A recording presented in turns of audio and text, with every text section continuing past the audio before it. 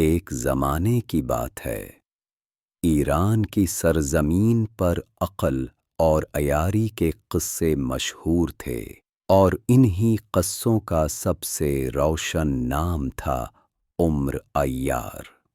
عمر عیار کوئی عام نوجوان نہ تھا۔ اس کی آنکھوں میں عقل کی چمک اور چہرے پر عیاری کی مسکراہٹ تھی۔ شہر کے لوگ جانتے تھے کہ مشکل وقت میں صرف ایک نام کافی ہوتا ہے، عمر عیار۔ اسی دوران کوہ نقرہ کے طلسم نے بادشاہ ہوشیار کو پریشان کر دیا۔ بادشاہ نے کوہ نقرہ کے پراسرار طلسم کا ذکر کیا اور دربار خاموش ہو گیا۔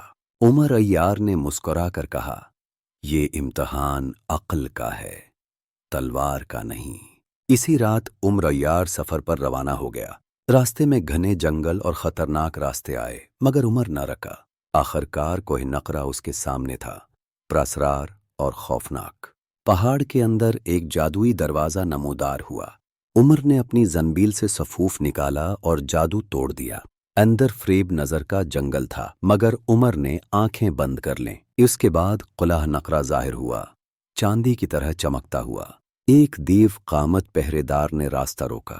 عمر کی عیاری نے دیو کو حیران کر دیا۔ قلعے کے بیچ نیلا شعلہ جل رہا تھا، طلسم کی جڑ۔ آئینے میں شعلے نے خود کو دیکھا اور لرزنے لگا۔ طلسم ٹوٹ چکا تھا، قیدی آزاد ہو گئے اور خوشی کی آوازیں گونج اٹھیں۔ یوں عمر عیار ایک بار پھر تاریخ کا ہیرو بن گیا۔